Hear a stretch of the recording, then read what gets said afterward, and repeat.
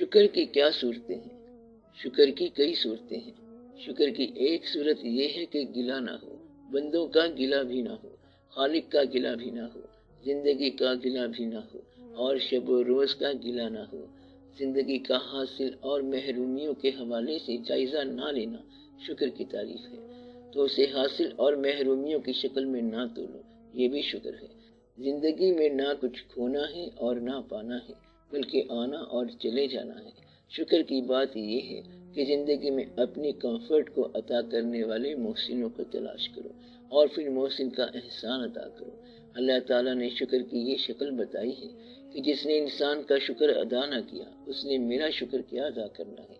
پہلی بات جو ہے وہ یہ ہے کہ اپنے ماں باپ کا شکر ادا کرو، یعنی فرسٹ اینڈ فور موسٹ بات یہ ہے، جب ان کا شکر ادا کر لیا تو پھر اپنے محسنوں کا شکر ادا کرو، پھر اپنے ان قوا کا شکر ادا کرو جو آج تک مفلوج نہیں ہوئے، اپنے ہاتھ کا شکر ادا کرو کہ تیری مہربانی کہ تو ابھی تک چلتا جا رہا ہے، جو بھی نعمت موجود ہے اس پر شکر ادا کرو، جو گیا اس کو بھول جا اور جو بچا ہے اس پر شکر ادا کرو۔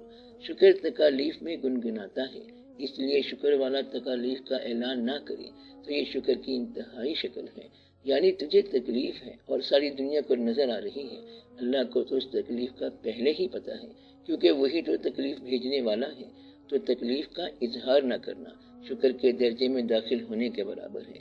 لہٰذا اپنی تکلیف کا اظہار نہ کرنا بلکہ جو تکلیف ہے اسے دل میں رکھنا۔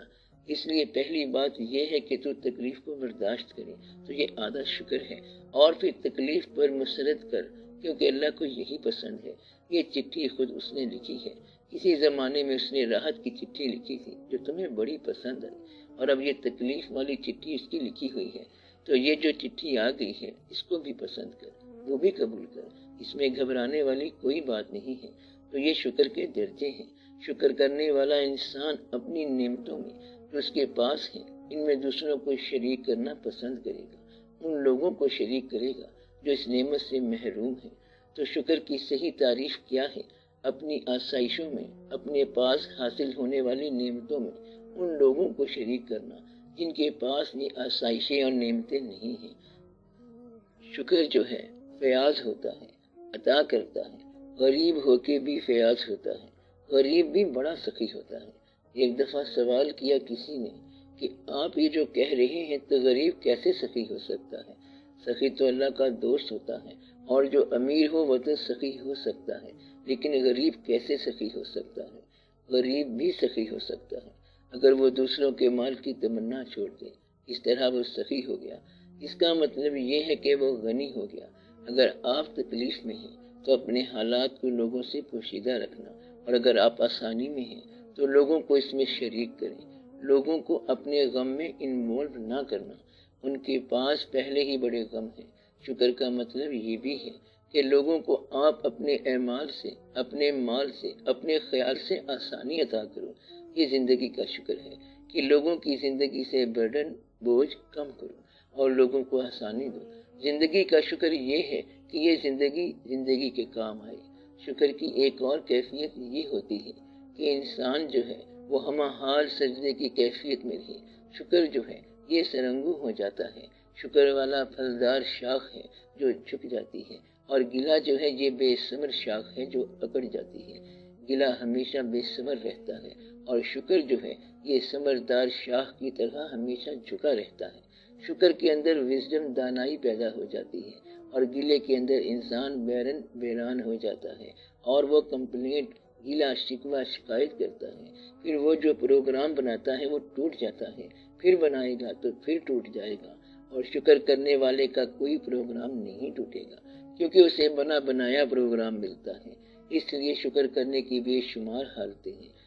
ہر حال شکر والا حال، ایک عادت ہے، ایک کیفیت ہے اور ایک مزاج ہے۔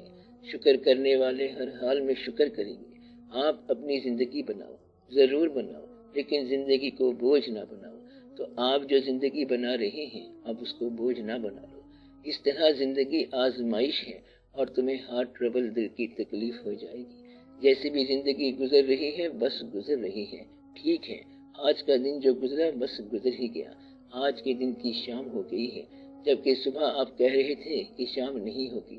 اکثر صبح ہو تو دل میں آتا ہے کہ آج شام کیسے ہوگی، آج کی شام نہیں ہو سکتی، دن بڑا مشکل گزرے گا، لیکن یہ گزر گیا، یہ گھڑی بھی گزر جائے گی اور پھر مرنے کا وقت آ جائے گا، پھر کیا ہوگا، سب ٹھیک ہو جائے گا۔ اس لیے یہ وقت کشا کشا گزرتا جا رہا ہے۔ آپ سکون سے، آرام سے، محبت سے، اللہ کے فضل سے، شکر سے چلتے جاؤ۔ اور جب میں نے یہ کہا تھا کہ اب کسی اور پیغمبر نے نہیں آنا تو نہیں آنا، اور اس کا مطلب یہ ہے کہ یہ اسلام جو ہے مکمل ہے۔ مسلمانوں کو دقت یہ ہو رہی ہے کہ وہ ماضی سے رابطہ نہیں کر رہے، کیونکہ اب مستقبل سے رابطہ نہیں ہونا، کیونکہ پرانے زمانوں میں یہ تھا کہ جہاں کوئی تعلیم سمجھ میں نہ آئے تو نیا پیغمبر آ جاتا تھا۔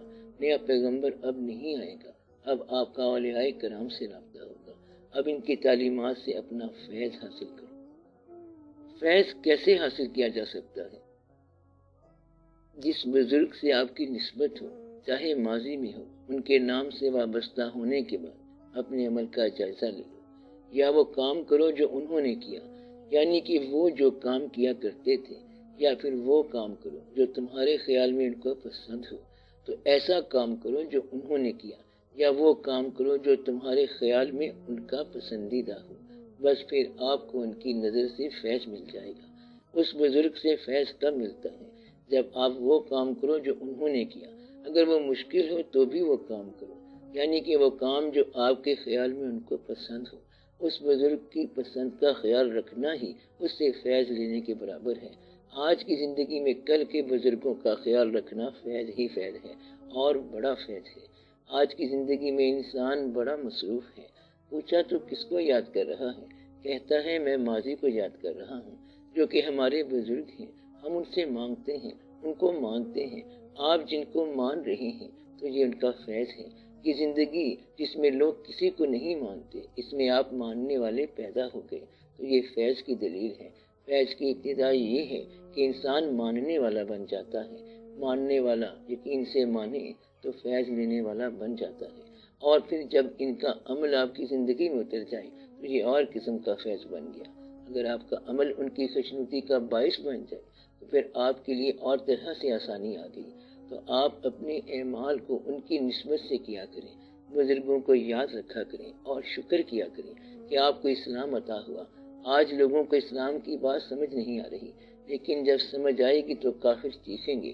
اللہ تعالیٰ نے فرمایا ہے کہ وہ وقت بھی آئے گا کہ جب کافر جو آج اتراتا ہے مال پر اور فخر کرتا ہے اپنی کامیابی پر، زور سے چلائے گا کہ کاش میں مٹی ہوتا ہوں، تو اس دن کا آنا حق ہے۔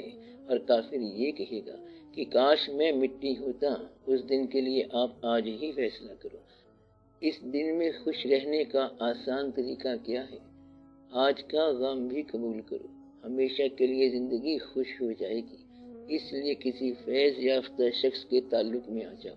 ایسے تعلق میں آ جانا فیض کی ابتدا ہے۔